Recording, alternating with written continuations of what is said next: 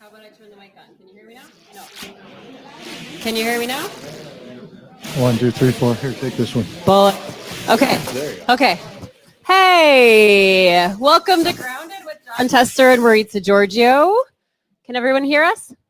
Okay, so here's the deal. We are recording this episode of Grounded live with our first in-person audience. This is scary. Yeah, don't screw it up. I'm going to try not to. This is very scary because I actually get very nervous speaking in front of real people. You guys are pros at this. Weren't You never spoke in front of real people as Not a a journalist? lot. Not a lot. No, I always had a teleprompter. But we are recording this episode. We have our online audience here on the computer. We have our in-person audience here at Brothers Tapworks, which is, oh, we lost our mic. 1, 2, 3. Here. Oh, are we there? Can we hear us now? Yes. Brothers Tapworks. That's Steve Bullock's bar. This is former Montana Governor Steve Bullock. Former U.S. Senator John Tester. I'm Maritza Giorgio, and I was a longtime journalist here in the state. And John and I both lost our jobs about the same week last year. Yep. Yeah. Yep. And I lost my job long before, so Yeah, that's okay. Your microphone is way louder. Is that because you own this place? that's because I am loud. Oh, I don't know what. We're gonna get this figured out. This is part of being in a live room. Do we have feedback here? This is other John J.O.N. We're good?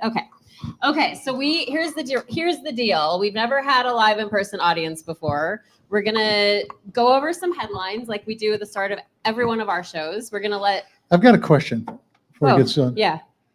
How many people in here subscribe to Grounded? Oh. All right. Hey, that's good. Thank you very much. Thank you. That's great. Thank you. It's good. That's good. Yeah. We It's had good. some hands. It's good. Mine needs to be louder. How? Well, then turn up B up there. Oh, yeah. Turn up B.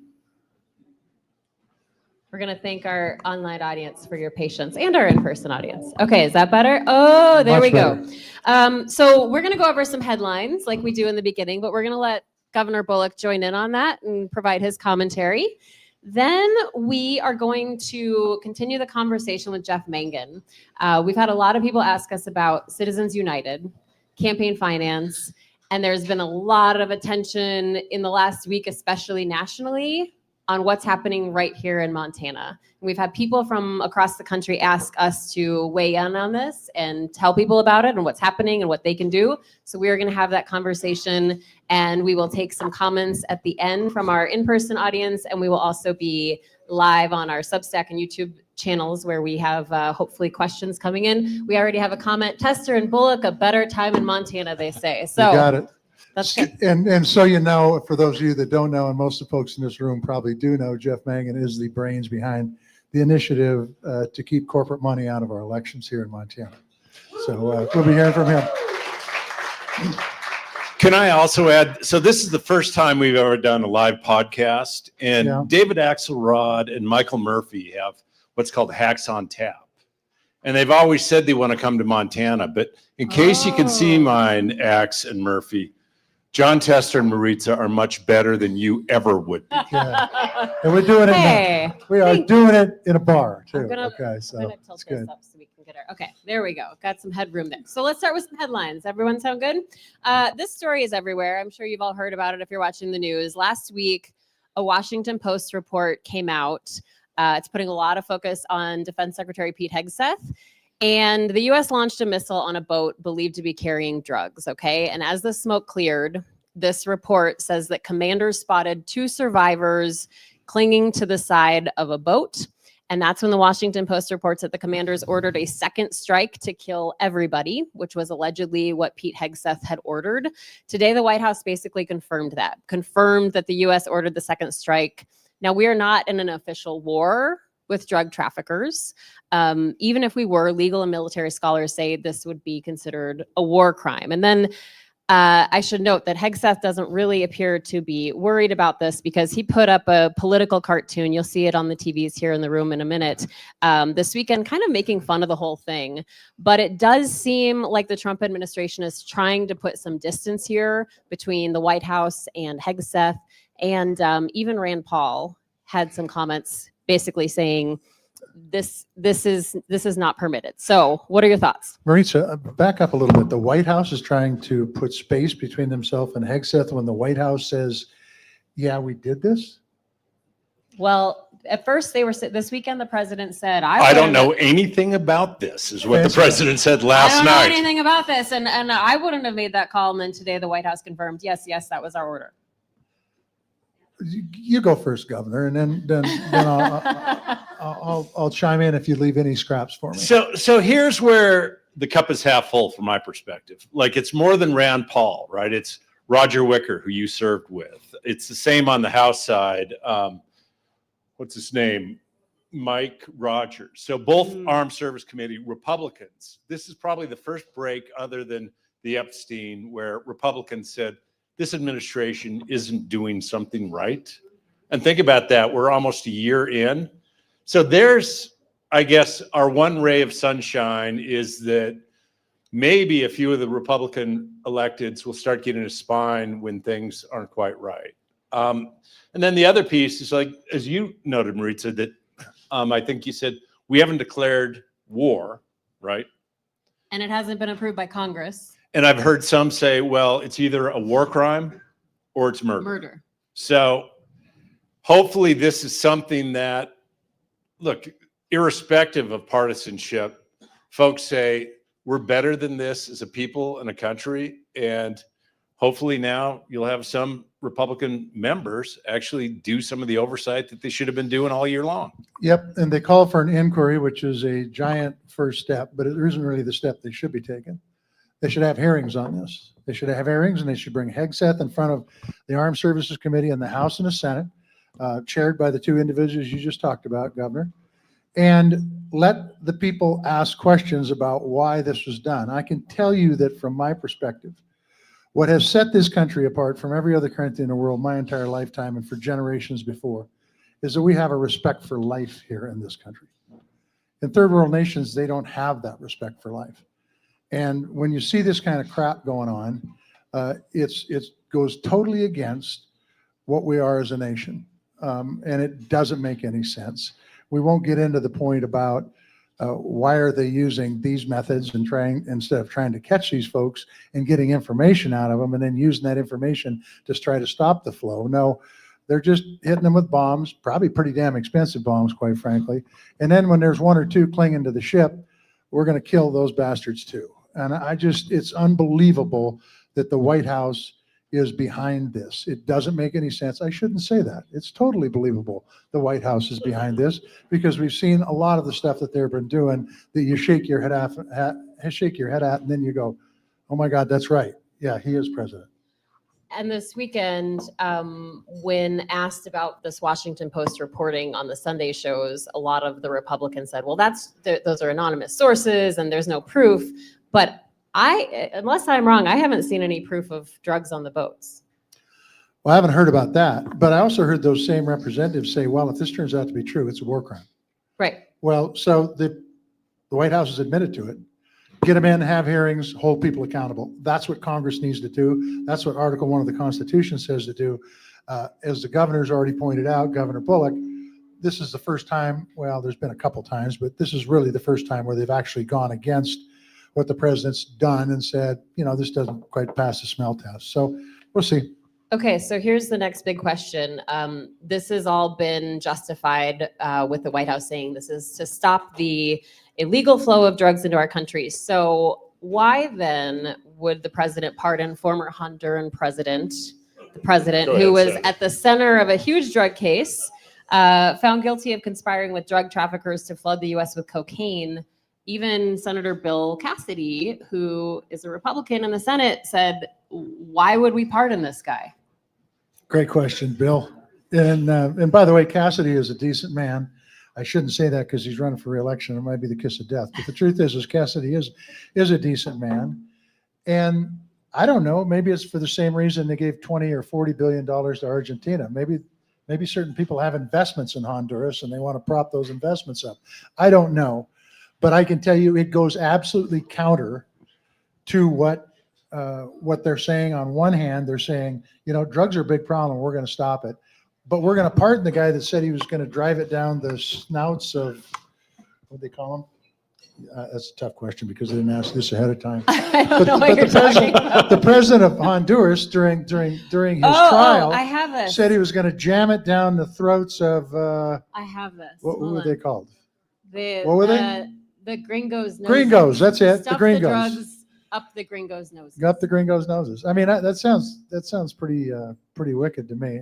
This guy should not be pardoned, but neither should the January 6th people who stormed the Capitol be pardoned, as well as a whole bunch of other folks that this president has pardoned. Yeah, think about, so yesterday he said, I know nothing about these bombs or the killing of individuals on these ships. And the president justified this pardon by saying, I had many friends asking me to do so. And to the senator's point, and I guess it was many friends that said, well, let's pardon the head of one of the biggest crypto exchanges that are carrying the Trump money as well. Or another donors, basically, someone that just gave to the Trump administration that ran a company that he donated to right thereafter.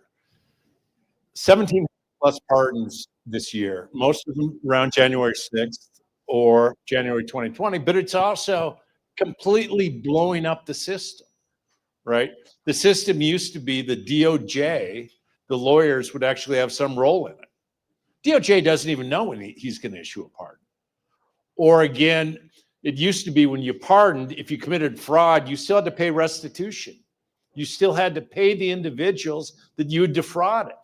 That's gone as well. So I don't think there's any real justification that I've seen. So he has many friends say, oh, we should just let this guy skate. We had an entire episode about this with former pardon attorney Liz Oyer. And if you haven't seen it, I mean, go watch that episode because she brought up just incredible points about how it's so different at her job. Little self-promotion, but it was a damn good podcast. Hey, it was a good podcast. Aren't they all, though? That's Really? true. It Yeah. is. Do you know how many of you seen Governor? I wake up watching them. I go to sleep listening to I them. knew it. That's I good. knew it. Okay, so And he just burnt down Axelrod Murphy, so that's okay. yeah, that's right. That's right. As a journalist, I have to talk about this because over the weekend, the White House published on the official White House government website, whitehouse.gov, what they're calling a media bias tracker. It lists actually individual reporters from CNN, MSNBC, ABC, Reuters, and they labeled them hostile or biased. They're targeting these journalists by name. I don't have to tell you what happens when the White House targets people by name. And critics are saying this is what we see in countries like Russia, and just a real clear effort to muzzle any kind of dissent here. Okay, where to start? I'm going to start with a Montana story. All right, can I do that? Please. So in the crowd today is Mike Dennison. Mike Dennison, it's good to have you here. Mike Dennison is one of the best political reporters the That's state right. of Montana has ever had. And this might surprise you, but I don't think it surprises Mike Dennison.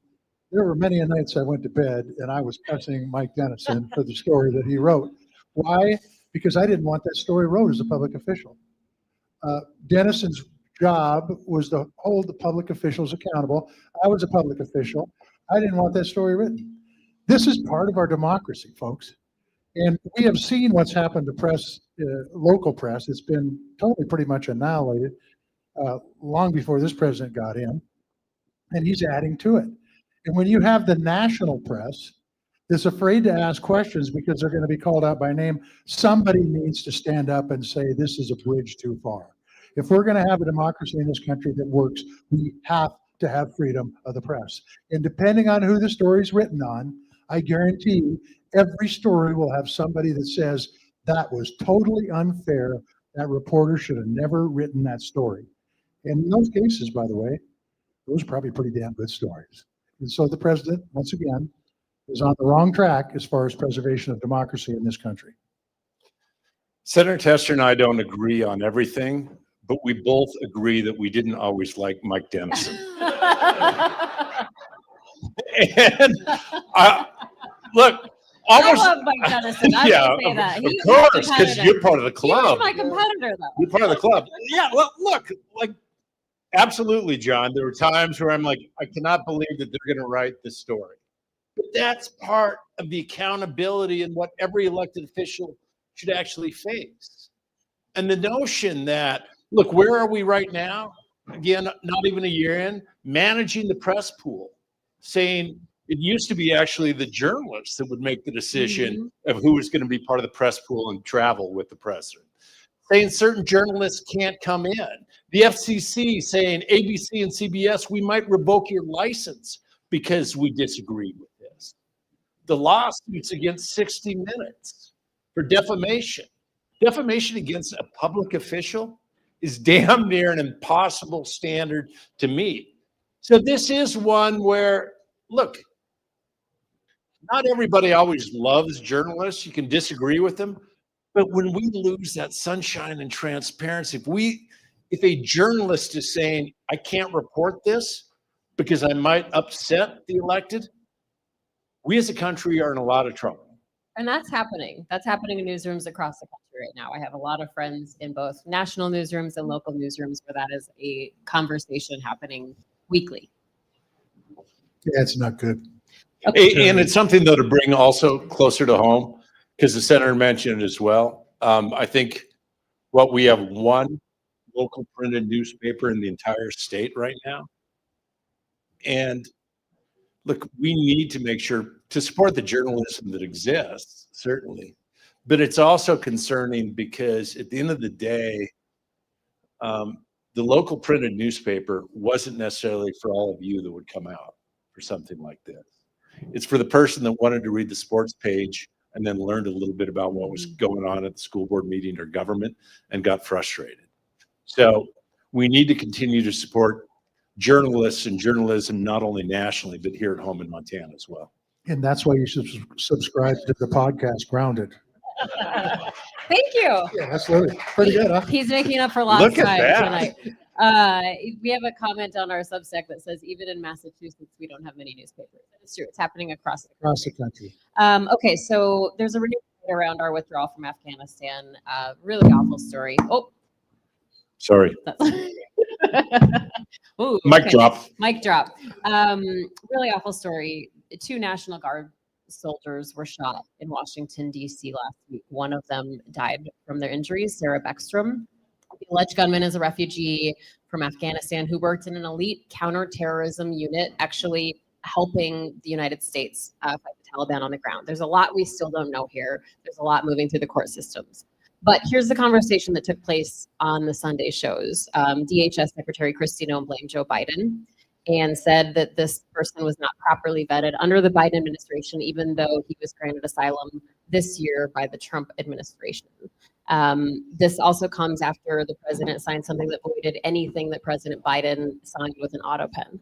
So what are your, I'll add to that over the weekend, DC Metro Police were escorting National Guard troops around DC, and they just ordered 500 more Guard troops into DC.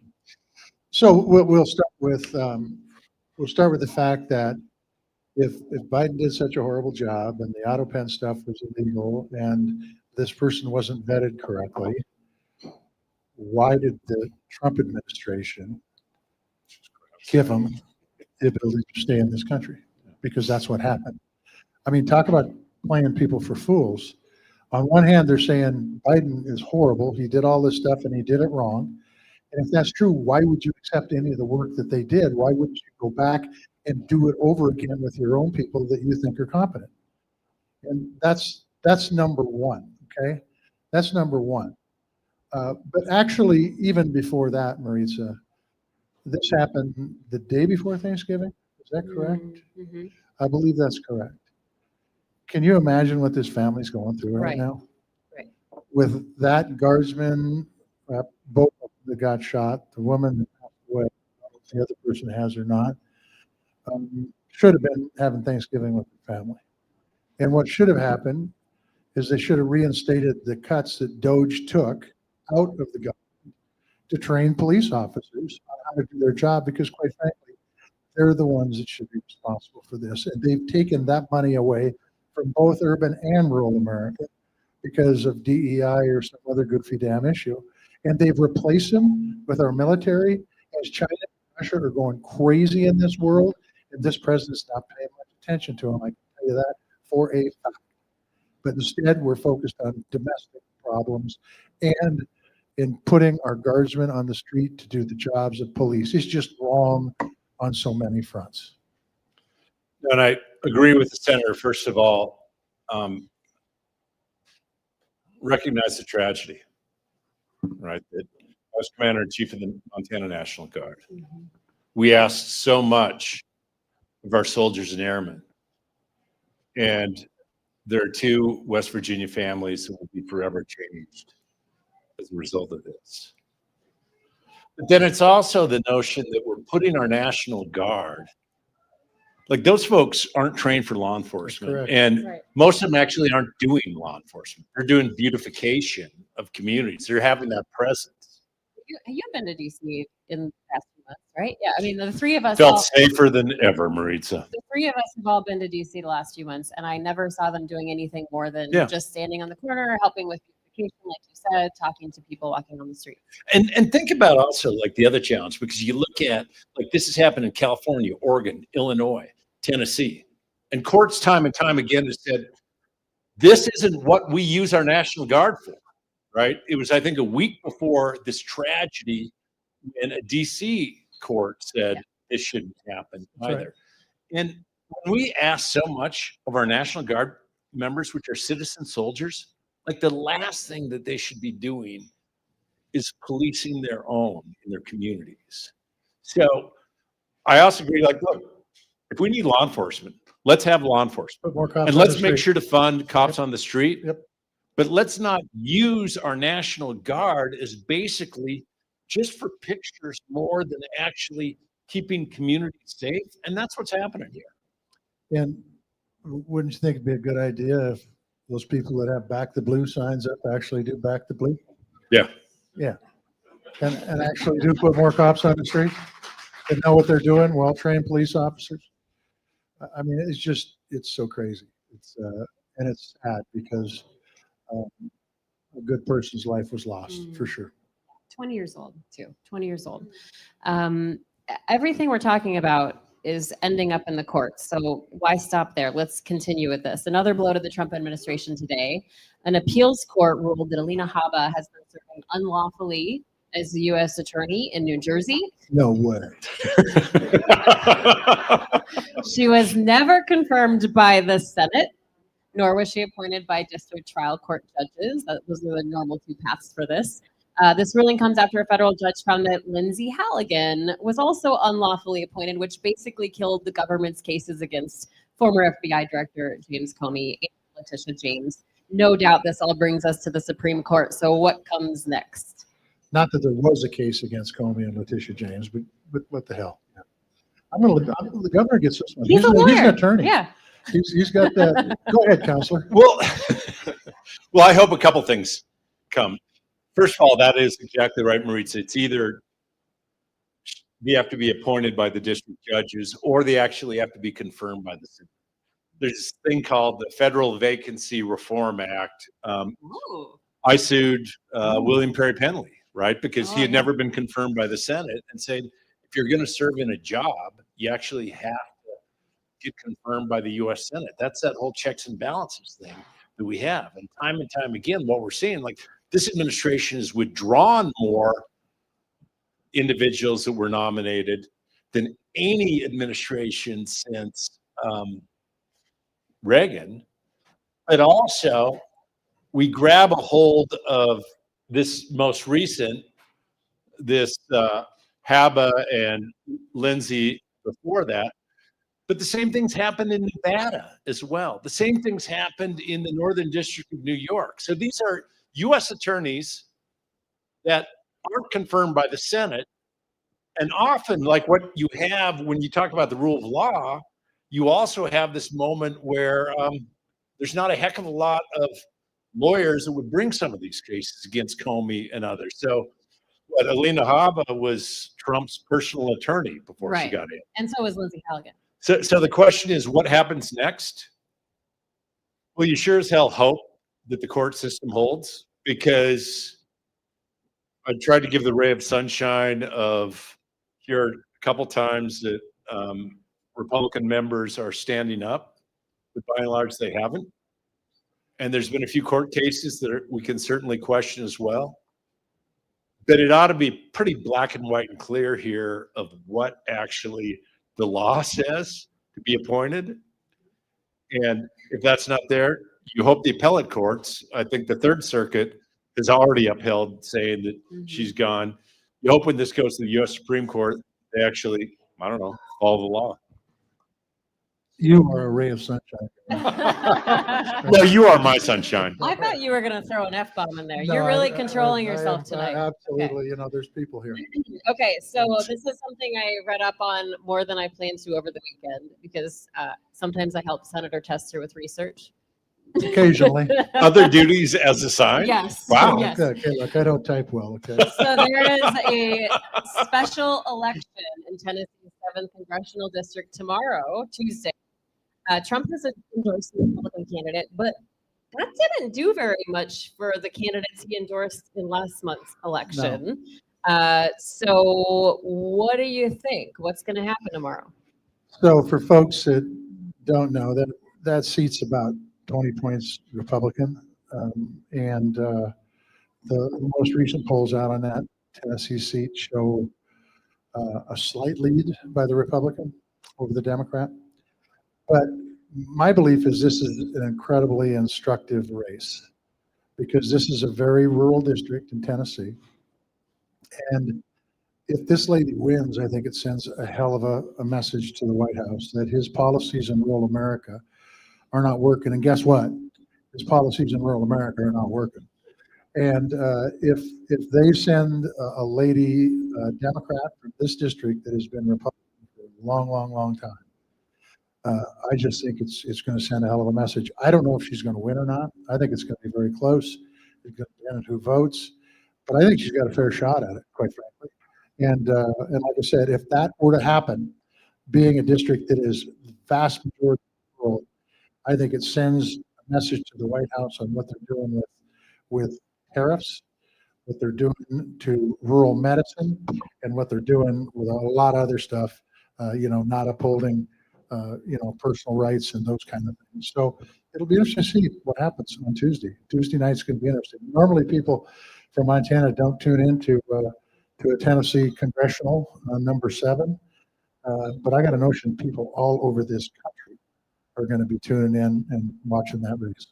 Yeah, it's a Trump 20 plus 22 district. Yeah. So look, even if she doesn't win, if it's that close, it ought to be a message for a whole lot of folks. And the White House ought to listen to it. But, I'm not sure it's the National Democratic Party that's made it close yet. It's the challenges that we have right now. Yeah, 100%. And I would tell you that I think if it's close and the Republican wins, I think the White House blows it off.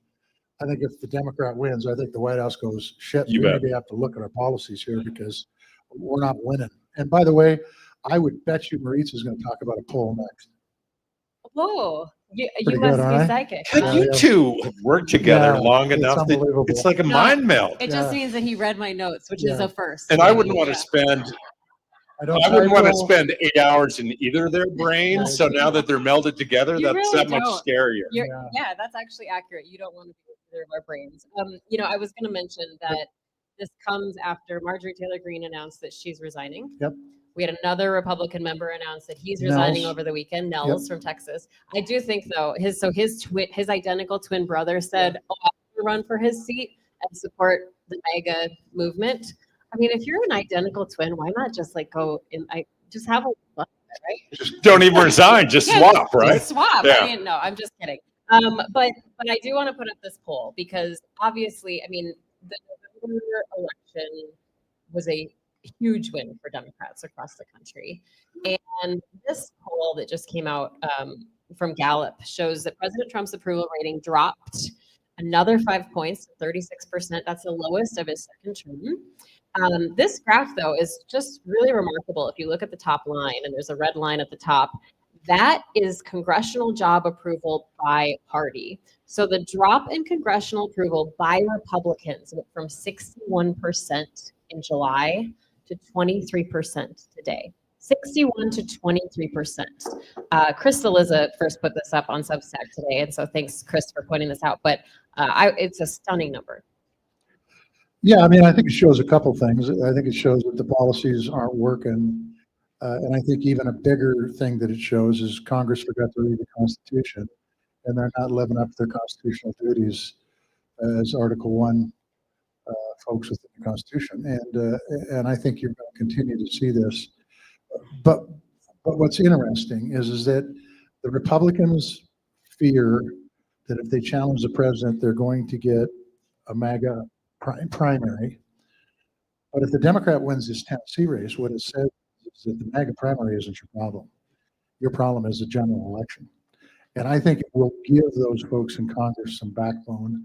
And I think they need backbone to be able to make the lines go back up. As long as they are a do-nothing Congress that rubber stamps everything the administration does, you're going to see those numbers continue to fall.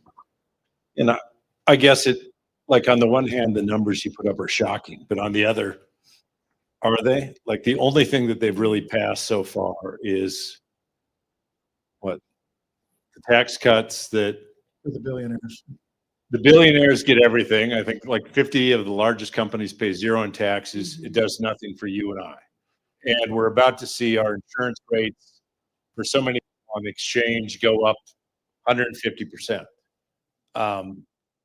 You look at what they've actually done, like things like going back to media. I mean, I don't know, the public broadcasting used to be a bipartisan issue.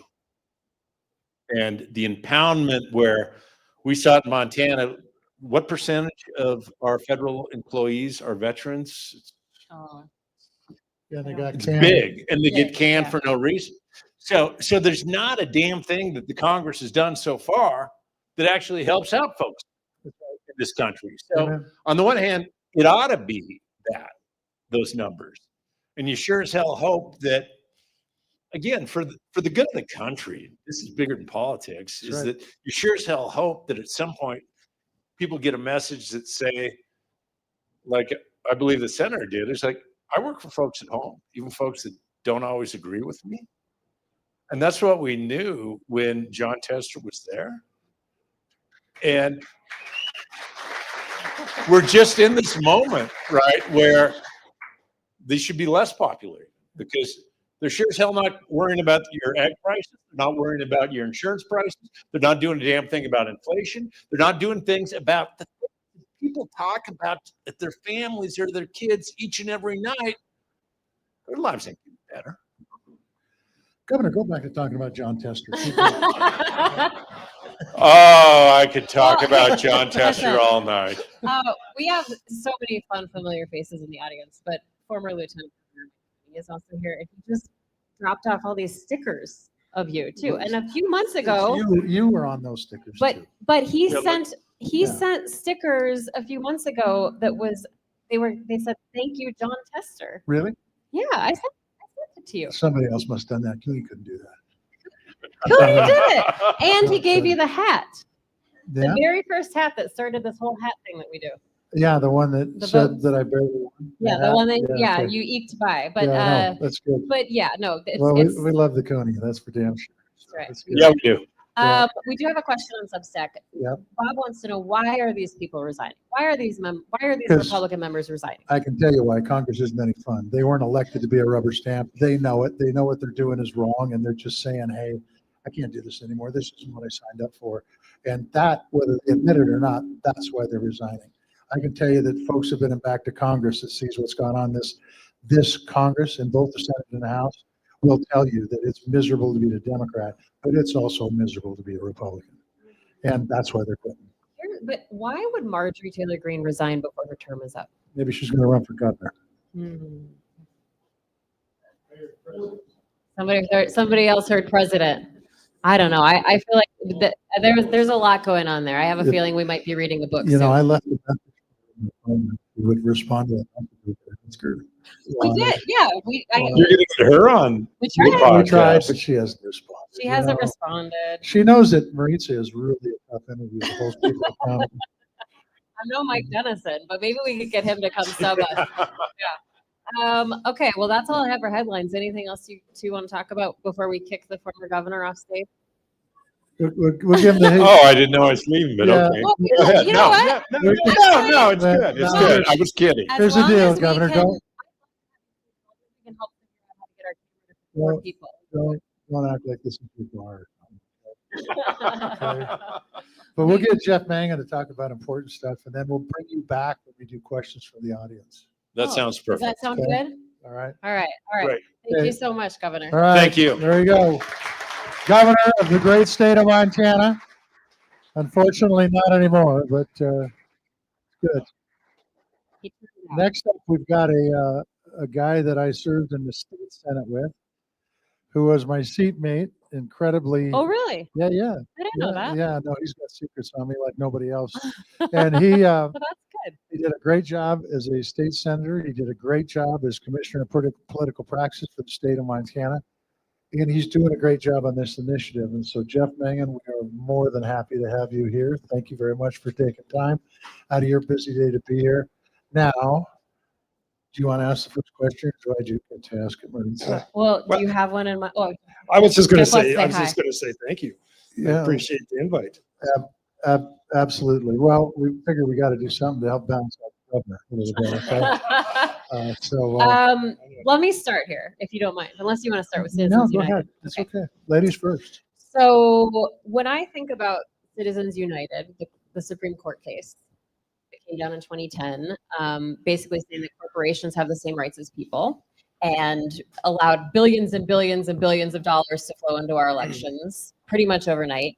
I also think about the day I learned about the Supreme Court overturning Roe v. Wade with the Dobbs decision and how immediately everyone kind of said, well, wait, what now? What path is there now? I mean, this is the law of the land. This is the Supreme Court.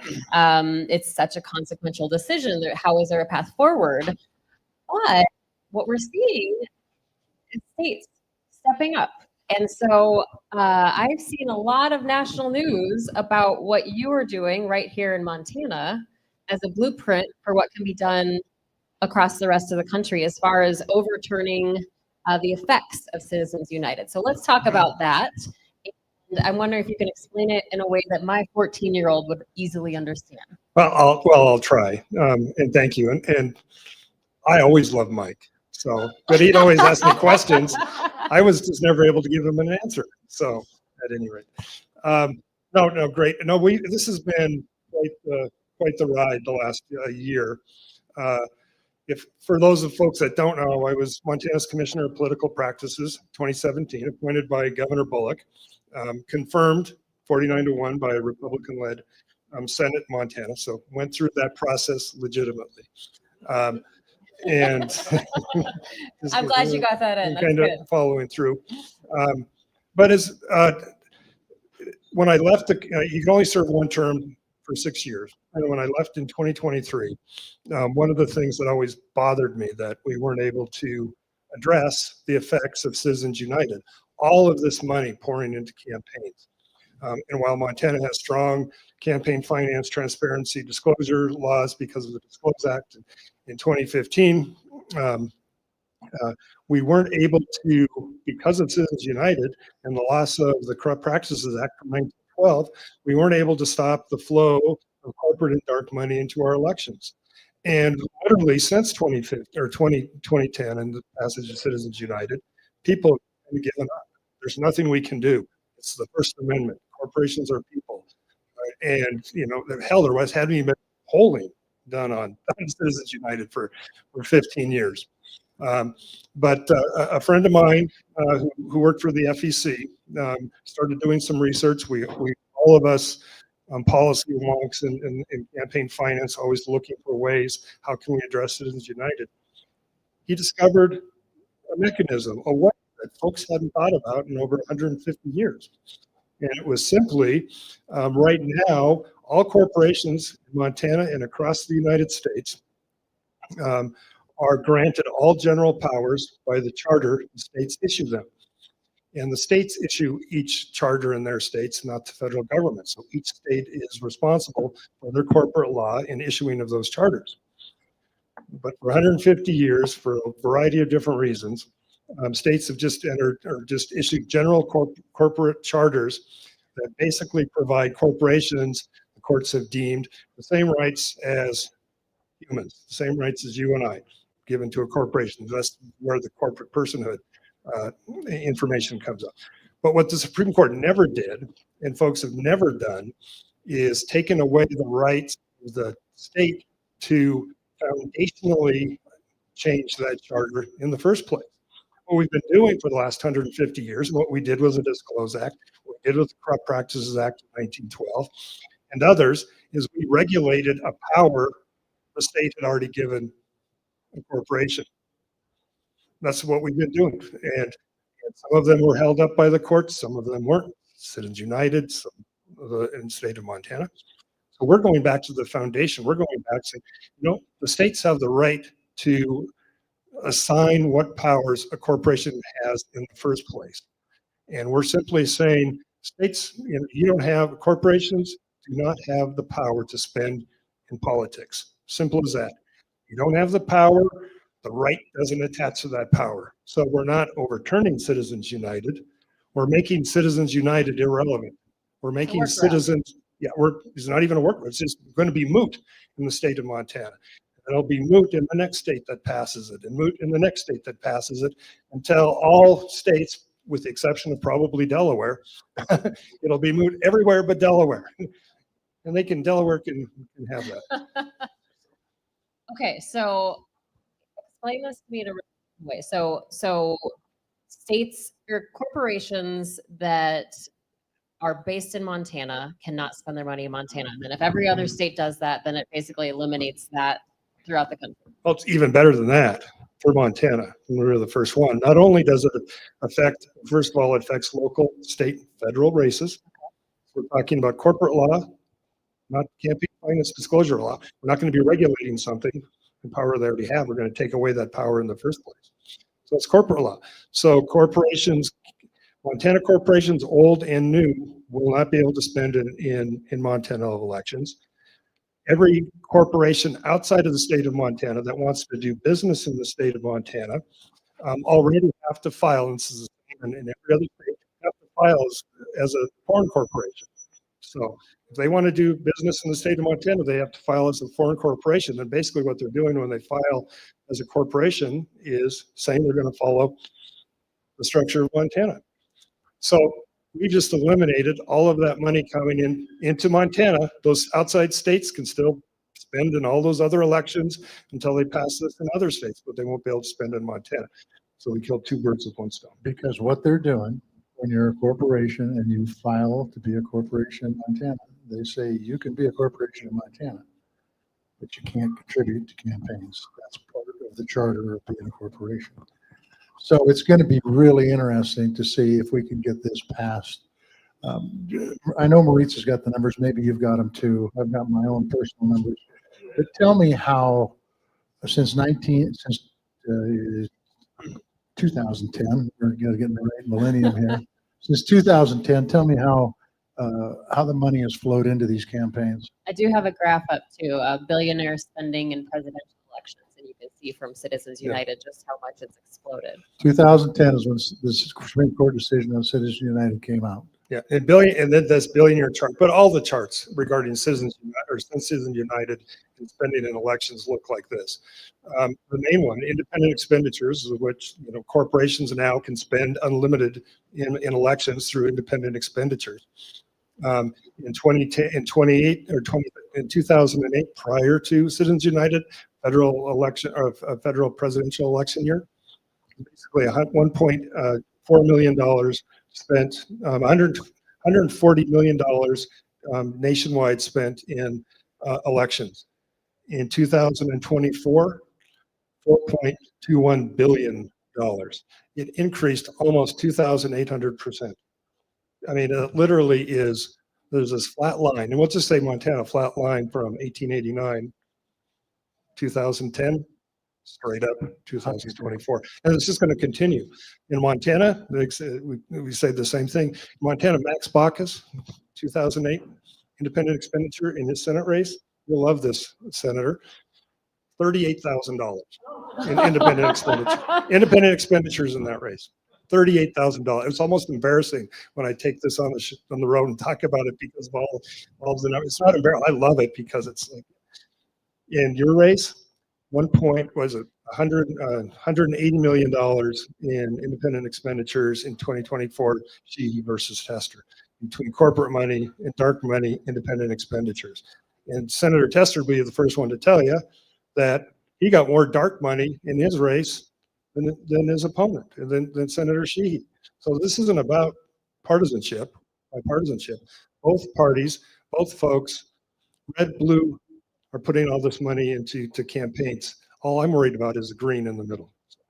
Yeah, and the fact is that when I went around the state of Montana, when I was a U.S. Senator, Democrats and Republicans equally talked to me about this issue. There was just as many Republicans who were upset about it as there were Democrats, and vice versa, because they were sick and tired of turning on the TV for 6, 8, 10 year and a half before the election, and all you see is campaign ads that drive you insane. And when I tell people, if you think it drives you insane, you ought to be the candidate. I mean, it's unbelievable. So now, Well, hold on. I want to ask you a question. Sure, go ahead. Don't You be can't do annoyed. that. Yes, I can. Okay. So Republicans and Democrats Yeah. frustrated by this Yep. across Yep. the country. Yep.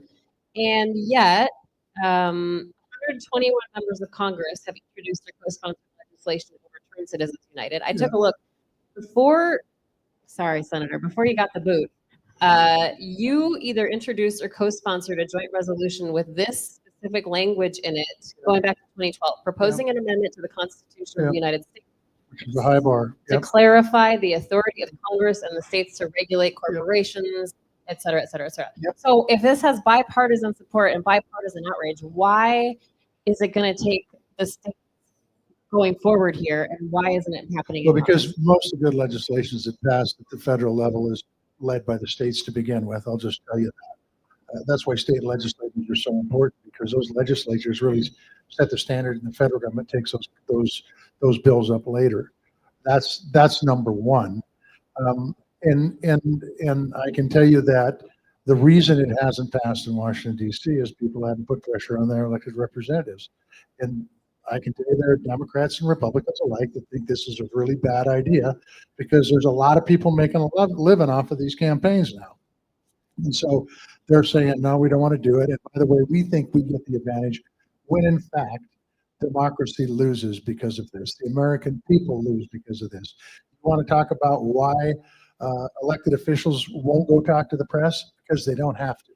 Because they can buy their ads. They can tell the people what they stand for, because there's so damn much money out there. Here's the thing that's ironic, and this is a question for you, Jeff. Who's challenging this right now? Who's challenging me and the Montana plan? Who's challenging this plan? Well, two groups went in with amicus to the Montana Supreme Court. That's where we're at now, waiting on our ballot language. Those two groups were the Montana Mining Association and the Montana Chamber of Commerce. Yeah, and I don't have to tell you about the mining law that was passed 150 years ago. We wouldn't want to update that now. So there's a good reason there. But the Chamber of Commerce, really? I'm going to tell you, when the campaigns would go on in both 12 and 18, we would get calls into my Senate office saying, would you please take those ads down? We've got a furniture sale that we're trying to pass, and we can't buy time to advertise our furniture sale. This would help small businesses. Absolutely, unequivocally would help small businesses. Why the Chamber's dipping their toe into this one doesn't make any sense to me at all, unless, of course, the mining industry is funding a good portion of their general. Yeah, and I truly believe, I truly believe, just anecdotal, I truly believe local chambers of commerce feel like you just said. It's the state chamber of commerce lots of multinational corporations, national corporations in that mix. But let me just say, I'll just pick up on that. The nice part about the Montana Plan, and that's what we called it, by the way, first in the nation to do this. And basically because Montana rolled up its sleeves in the early 1900s, passed the Crop Practices Act in 1912. One of the reasons that Senator Tester, I imagine, besides the fact that he really wanted to do it, because in 2012, after Citizens United passed, Montana passed I-166 that basically said is the policy of the state of Montana that corporations are not people and don't have the same rights as people. And we passed that 75% in 2012, just a policy statement against what that policy statement said, and it's still on the books. The policy was that elected officials, such as Senator Tester and others, was their duty to find a solution to ending Citizens United. Basically what it says. It's just a policy, it's still on the books, but Montanans were pissed in 2012 and put it on. It's just kind of a field statement, but that's where Montana was. So when people ask today, why Montana? Why are you starting this Montana? It's easy for me. Just go back to 1912. Go back to 2012. Look at our Constitution from 1972. The reason I'm able to do this is because of everyone in this room. We all have the ability. We have these, the Constitution gave us the ability to take this to the people, either through constitutional initiative, which is what we're attempting to do, or through ballot initiative, which we may have to do, or through legislation. We have three different ways we can do it. But I'm sticking with the people of the state of Montana because I know what the people of the state of Montana wants. Because if I asked you, do you believe there's too much money in politics? You're going to say, not a one. Does anybody think there's not enough money in politics? We do have a comment about that too. I mean, how much money that we're putting into these campaigns could be spent fixing the problems that all of the politicians are talking about. Bingo. So I want to back up a little bit just to give our audience a little bit of a primer because you mentioned that you're before the Supreme Court right now. That is because Montana's Attorney General basically tried to void this effort by saying it was legally insufficient. Your group filed a lawsuit with the Supreme Court right now. What's next? What if the court sides with the AG? Depending on what the court says and what, we're still fully confident. We believe the Supreme Court is going to find our initiative legally sufficient and be able to move forward. If they don't, we will take a look to see what the Supreme Court did, and we're already writing another constitutional initiative and/or a ballot initiative that we can forward. So this isn't going away if they say there's more than one subject to vote on. So Good work. Are you? Thanks for doing this. I'm not done. I'm not quite done, but yes, good work. I want to know because I've read about this in Robert Reich's Substack, the former Labor Secretary of the United States. Okay, he wrote about this and literally said Montana might have the answer here. So. What are you hearing from other states? Are they following suit? Are you getting phone calls? Are we going to see this kind of spread across the country? Yeah, there already is. It's just been this groundswell, particularly in the last month and a half, for a variety of different reasons. Robert Reich. We haven't reached out to any of these people. We're just Montana citizens volunteering, grassroots, bottom-up driven. We'll talk about that really quick before I leave. And we're just doing the work. And when you do the work, just kind of like they did in 1912 and in 2012, people notice. Pete Buttigieg said something on a stage in Texas a couple of weeks ago. Robert Reich, a couple of others. Issue One, a national C3 organization that is doing work in the campaign finance space, issued a poll and put a poll out that basically said that 75% of Montanans support what we're doing. And not only that, 79% of Americans say that corporate and dark money in elections can be corrupting or give the appearance of corruption, which is the antithesis of Citizens United. And Citizens United while everyone thinks what the court said was that, corporations are people, they really didn't say that. What they said is even worse. What they said is independent expenditures by corporations cannot be corrupting. They literally, that's what's written in that. That's the issue. It cannot be corrupting. As a matter of fact, it can't even give the appearance of corruption. That's what Citizens United says. All we have to do anymore is just read our tablets, read our phones, watch our TVs, listen to top of the hour on Grounded podcast. Thanks. You'll understand whether or not there's corruption by both sides. So one last thing, just so everybody knows, this isn't a Democrat or Republican issue. It's nonpartisan, grassroots. No one came, no organization, no C4 came and wrote us a check to get this done. No one wants to touch it because, like John said, they put them out of business. C Corps, limited liability, nonprofits, C4s, unions, associations are all covered by the Montana plan. There's not a loophole. It doesn't make a carve out for a special interest. It treats everybody the same. And that's the reason that 75% of the people support what we're doing. Thank you. So the last thing, Jeff, before we get to questions, and this comes from a person who put down a question, and that is that so you want to give out your email so people can figure out how to do this in their state too? Or if someone's listening and want to know what to do, how to help, how to get it started, what should they do? So just visit themontanaplan.com or transparentelection.org. Email TEI@transparentelection.org. But to answer your question, because I really didn't, I had three, a state senator, an assemblyman, and a delegate email me today about getting legislation in their state. Wow. And we're already up to, I want to say 15 or 16 states that folks on the ground are actually starting to mobilize like we've done in Montana. So once again, Montana is leading the way on this. That's how we're looked at. We've done it before. We're going to do it again, and we're going to lead this all the way when it does pass to the Supreme Court. And maybe in a couple of years, it'll be the law of the land.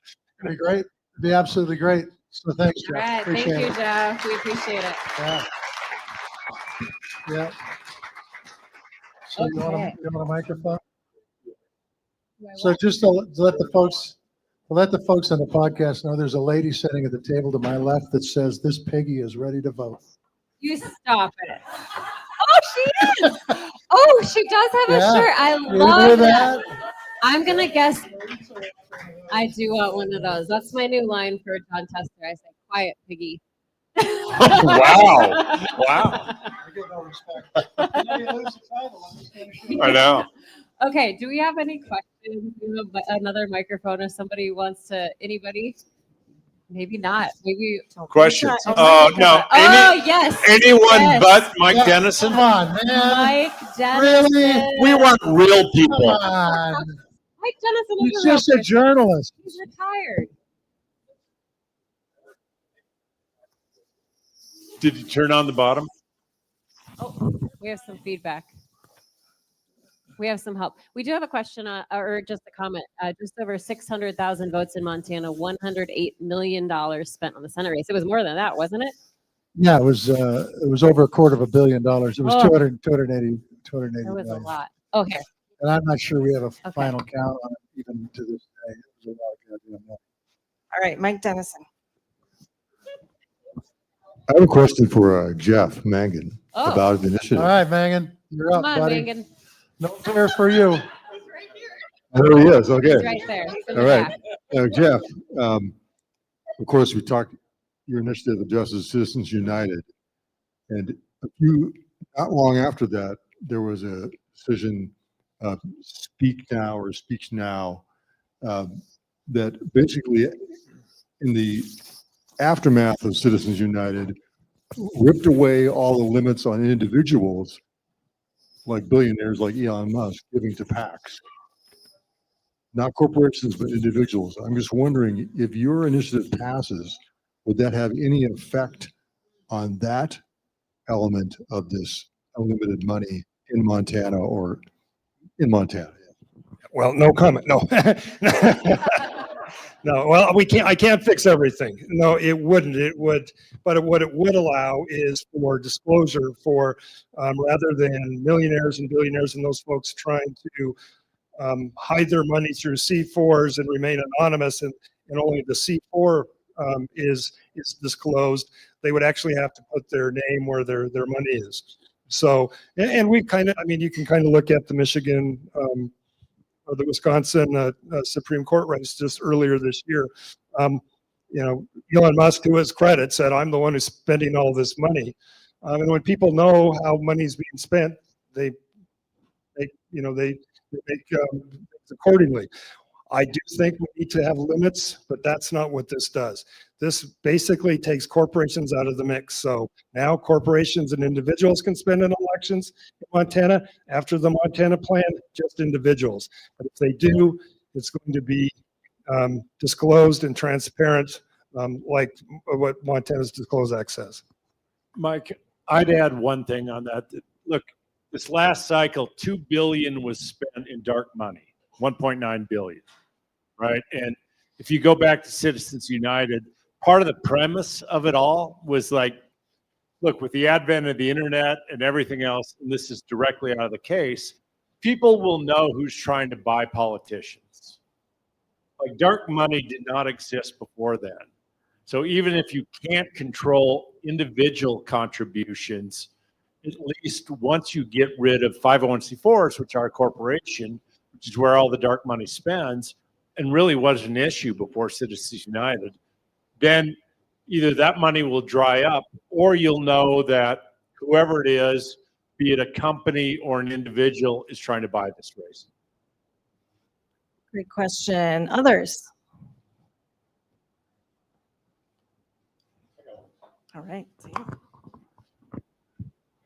This one is for Senator Tester. Thank you for the constitutional amendment you offered, reversing Citizens United. And I don't know what the votes or the co-sponsors look like on that one. Looking on the House side, the most support I've seen for an amendment to get rid of unlimited billionaire spending or individual spending is 68 co-sponsors out of 435.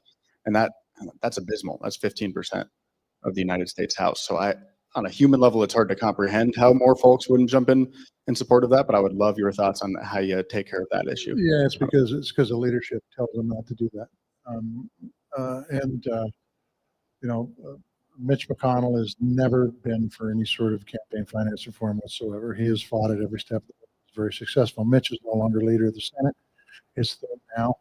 I can tell you off the record, not at the Journal, I had many conversations with Thune on Joe Manchin's boat, and he talked about how big money was ruining these elections. So I doubt deep he understands it. Whether he'll do it or not, I don't know. You know, the big money people really do dictate a lot. It's going to take the little guy, just like it did 120 years ago in Montana. It's going to take the little guy standing up and say, enough of this crap. We want our elections back. We want to have our elected representatives have town hall meetings where we're going to have our elected representatives to be able to talk to the press. We want to see our elected representatives in our towns so we can talk to them eyeball to eyeball. It's never going to happen until we get campaign finance reform. I think it is the single biggest problem that we have with democracy today, short of Donald Trump. We have a question online. Does the DNC decide what money goes to which candidate? How much influence does the DNC have over each candidate? And we can Yeah, and you can include all of them, but they control it. There are some limits on what they can give to candidates, but they control where they spend their money, just like the C4s control where they spend their money, and the C3s control where they spend their money. The bottom line is there's just too much money in all this, and if Montana can lead the way on this, and like I said, we've done it before, I think it's, the toothpaste is out of the tube, and it's going to be really tough for these guys to stop other states from doing this, because this is common sense stuff. It's just common sense. We've got a question back here. Thank you. This question is for Senator Tester. I think it goes without saying for many of us that following politics on a national level is fairly demoralizing. So given what it's been said in the past, if you wanted to make your voice known, that you should call your representative. But yet I think many of us, perhaps having tried that, have found that Dane, Sheehy, and Downing really don't give a damn of what anyone thinks that's outside of the line that they're willing to tread. So what is it that we can do beyond vote, beyond make a post, beyond talk to our friends, that can make a difference, that can get through to these people? Because it kind of feels like they're way above and apart and we're just down here. So what would you suggest that we do? Well, first of all, don't think for a second that you're down here. If you feel that way, then you've got to not feel that way, because the fact of the matter is we're all on the level. They are in these positions for a limited amount of time, and they're elected to represent the people who elected them, okay? What I would tell you is the same thing I tell everybody. I would continue to write letters, make send emails. And if you still don't get any response, go to the airport. They fly the same flights every week. And by the way, no big deal. They did this to me, so what the hell? Do it to them. You know, catch them when they're getting on Monday morning. Ask them questions, and bring Mike Dennison with you so he can cover it. And the same thing when they get off the airplanes on Thursday evening at 10:30 at the Bozeman Airport. Ask them questions. And by the way, it is just that simple. I flew for 18 years, and it was the same flight every Monday morning, and it was the same flight with few exceptions Thursday night. Once in a while, they'd keep it a little longer, and you'd have to fly back on Friday morning. So unless you're using private jets, which are expensive, and they have to pay out of their own pocket, you know, catch them, ask them questions. They got to get the DC, and they got to get back. I'd only add that, look, it's a demoralizing time in as much as like actually speaking to your elected officials. Like there aren't town halls or there aren't times where you see them. But don't not get off. Don't still make those phone calls. Like, look, I'm sure, Senator, you got, as I did, that all here are the number of letters that you got on this issue. Here are the absolutely. number of calls you got. So it feels like you're sort of the myth of Sisyphus rolling the rock up the hill, but continue to make those because it Say that matters. again. Say that again. That's Sisyphus, Okay, not Sisyphus. syphilis, I thought you said John. Mrs. Sisyphus. So I just want to tell you that we have gotten comment after comment after comment saying that Governor Bullock should run The against John Steve Daines. Tester should run against Steve Daines. How about it, ladies and gentlemen? No, Oh, I'm sorry. Did I interrupt? no, Bullock, you got it all wrong. I'm running for president. Yeah. Tried that. Yeah, we did try that. Yeah, actually, we get comments all the time that you should run and you should run. So, Yeah, we could have a primary. wait, I think Chester. Did you just make headlines? And now, so somewhere tomorrow, someone's going to say John Chester announced he's running for president. No. Well, I don't know about that, but that was done for Bullock's benefit anyway. I don't know. People are saying yes. People, yes, run for Senate again. How's Yeah. the beer? They want to know. The beer is great, and just so you know, I live in a place where the air is a hell of a lot better than it is in Washington D.C. So we'll keep breathing the good air. Okay. Do we have any more questions from our live in-person audience? All right, we got one. Oh, I'm going to get him and then you. I thought Mike Cooney might step up with a question. No, Oh. You can always count on Mike Cooney for a Yeah. good question, right? right, exactly. So obviously the elections next year are going to look in Montana are going to look very different than they did this past year. I hope Probably, so. you know, a couple $100 billion less. What do you see as the way forward, specifically for Democrats? But you know, you just talked about the very, very low approval rating of Congress and Republicans, and we saw the effects of Trump's policies just earlier, or I guess just last month, on election night. So what do you see as the way that Democrats can continue to go forward in this weird time of transition that will provide long-term effects instead of just winning because everyone is mad at Trump right now? And I think that's a real poor strategy. If you're going to run a campaign that says those guys are horrible and we're a little bit better, those campaigns don't work, and we've got 20 years of proof of that. Look, there are a lot of issues out there. But if I was running a statewide issue or statewide race in Montana, I would pick three. And these are the three I would pick. Tariffs are killing rural America. Family farms, the people who voted for Donald Trump are going to go out of business this winter. They're going to go out of business. Why? Because our markets are trash and the input costs have gone through the roof. I'm talking about fertilizer, herbicides, and the cost of equipment. So those are two things. And then the third thing is inflation, inflation, inflation. Come up with some plans on how you can make everything from food to housing to college education more affordable and push them out there. It's there for the taking. And I think if you're able to come out with a good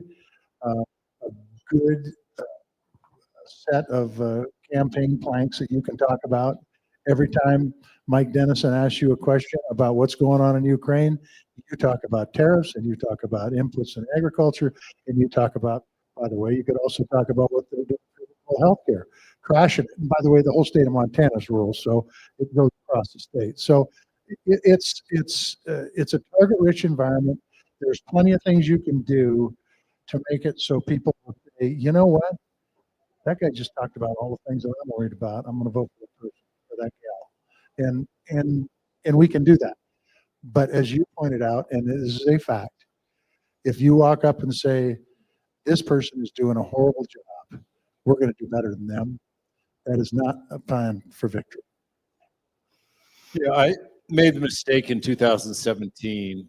I think I said at one point, I wish people cared as much about politics as they do about professional sports, right? On any given Sunday, you have 1 million people plus or hundreds of thousands of stadium, billions watching. Now, I think in some respects, people care about politics like they care about professional sports. You're a Raiders fan. Not only do I hate you, I hate your grandma. What the And, hell? but that's where we are harsh. right now. But what we need to do, and I agree with the senator, is bring it to what people talk about at their kitchen table, right? Like at the end of the day, most people's lives are too busy to give a damn about politics. They're worried about, is my kid going to get sick? What are my property tax payments? What's our public schools like? Make it about what is at home.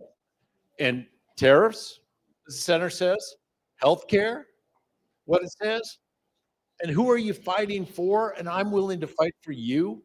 Like, that's what we need to break through, sort of that national din of red team, blue team. And there's a lot of reasons to be dispirited, but there's also right now a lot of reasons for optimism, right? That folks at the end of the day want to vote for somebody that's going to have their back. And there's a lot of reasons to say that the folks in there right now don't have your back. We've got a question in the back. You talked about journalism being a huge part of being essential to keeping democracy alive. And I'm curious, what can the average citizen do to ensure that journalism, especially local journalism, is thriving? Oh, come on. Wait. You guys need it. You play a role in this too. I have to shout out, that's Emily, who I used to work with, who I started with in my first job in local journalism. And, you know, I think the biggest thing is subscribe to your local newspaper, subscribe to the journalists, follow the journalists that you support, that you want to hear from. That's part of the problem that we're seeing, these news deserts. And what happens when you have a news desert is people aren't getting the information. And you take rural Montana, for instance, and they don't have access to quality local news in many places. And that's across the country. And what happens is other entities fill the void. And a lot of times it is super far right radio news in a lot of cases. And we're seeing that across the country. I just think that also when you were talking about people calling like the furniture store saying, I want to get my ad on TV. I also heard from people during the election cycles, sorry, I'm not watching the news right now. I can't stand the ads. I can't stand the ads. I don't want to watch the news. Or the news is too depressing, or I have fatigue, or it doesn't affect me. So I think really just having conversations with people around you when they say, I can't pay attention to all that, explaining why it matters and why it's affecting them, why they should be paying attention is a really good practice. What am I missing? The only thing I would add to this is that if you're an elected official, there's something called earned media that doesn't cost you any money. And what earned media means, you talk to Marisa Giorgio when she worked for a TV station, you talk to Mike Dennison when he worked for a newspaper, and those articles would come out and you would get attention. And this goes back to Mangan's effort, the Montana plan. Until we get this figured out, they don't have to have earned media, because they can put their own message out saying whatever they want, whether it's factual or not, about what they're doing. And we see it. And so I think they both go hand in hand. And I think one helps prop up journalism. And then maybe we'll get to a point where the journalists get back to the point where they're going to ask a question that really is a question that elected official doesn't want to answer. And right now, as I look at the national programs, because there's not really much local press left besides the online stuff, even the national reporters don't ask the tough questions anymore because they're afraid of getting called out by name or whatever it might be. And I think that's really, it's really dangerous, and it's not as much fun either, because I like to see people figure out how the hell they get out of a situation where they voted against their own constituency. And it's happening all the time, but nobody's covering. I'll add one more thing to that. The other day, Jim Acosta pointed this out, and I think it's a really great point. After, I joke about saying quiet piggy, but that really happened on Air Force One 2 weeks ago, where the president said that to a female journalist. And nobody said anything. Nobody stepped up and said, you can't do that. And I remember, I'm pretty sure it was when Jim Acosta was attacked during the first Trump term, and Peter Alexander from NBC News stood up. He had the next question. He said, I'm sorry, but Jim Acosta is a treasured colleague, smart reporter, and he's not whatever insult the president just threw at him. And I think that we've lost some of that. Here in Montana, during the COVID pandemic, I had never felt closer to the Montana Press Corps, because we were constantly on your press calls, Governor. Thank you for bringing us together. Beating the hell out of me. Yes. Beating up on Governor Bullock, but we had constant communication. And then when the administration changed, and we weren't getting the same access, the same press briefings, or we weren't getting the questions answered expediently, or there was favoritism going on, we would all get on Zoom calls and say, what are we going to do about this collectively as a press corps? And I really think we need to get back to that. And we saw that a little bit during when the Pentagon basically said, sign this new agreement or you're going to lose your Pentagon press badge. We saw Fox News say, we're not signing that. We saw some of that banding together. But I think as news consumers, when you see capitulation or silence or reporting that's just not the kind of reporting you want to see, you should reach out to your local news outlet. You should reach out to your national news outlet and say, we want to see more of this. We want to see pushback. We want to see you stand up for each other, because without those journalists not only working together, but also having competitive, friendly competition, we're not going to get these stories. I mean, this Washington Post story about the Hegseth order is a huge story. And how much longer are we going to have that? Do we have time for one more? Sure. I think this is a question for Jeff. I'm curious if there was ever any conversation about self-funding of campaigns, and if candidates should ever be held to the same contribution limits as the rest of us, or maybe that's just a lost cause, or Well, I understand exactly what you're saying.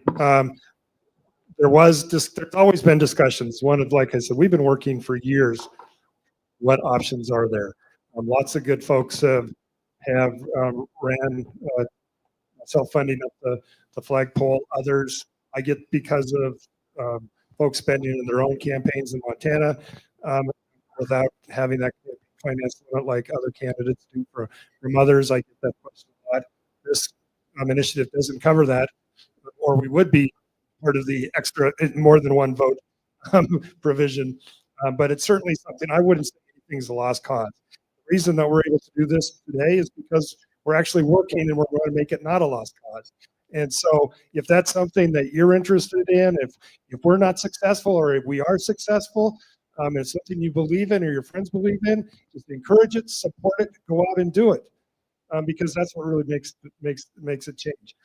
I can't tackle that one, but you can, and I'd encourage it. Got a question here? Yeah, hi, I'm a vet. It's not so much a question as an observation.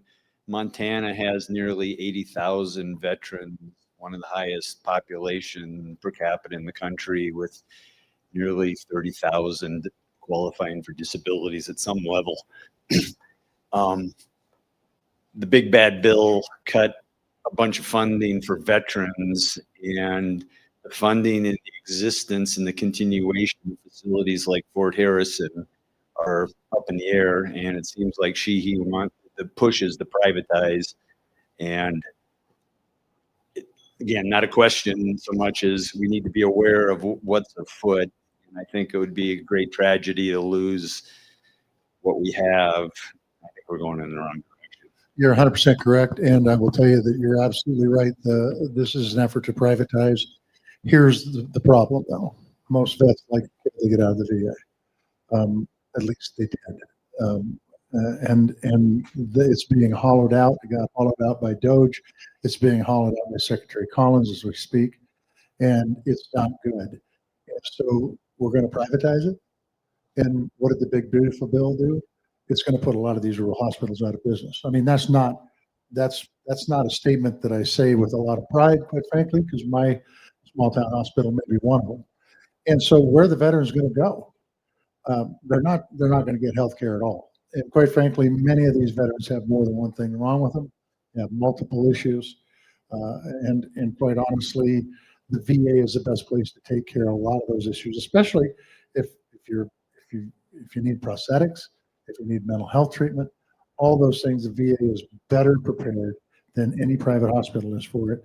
That's a blanket statement. It's a tough statement to make, but the truth is there's going to be no health care for them to get in the private sector after they privatize it. Thanks for your service. That's it. Any other questions? Looks like it. He threw the microphone at me. We want to thank you all for being with us in person. Before we go, though, we do something at the end of every episode, literally because of a hat that former Lieutenant Governor Mike Cooney gave Jon Tester. And early on, we started this podcast in February, mostly because I kind of said, hey, we're both out of a job. Should we start a podcast? And Jon Tester said, sure. Only if we make millions, but we're still waiting on that. But he wore a hat. What's the number? 3562. He had a hat one day. It said 3562, and kind of at the end, what is that? What is 3562? And it's the number of votes I won my first general election by.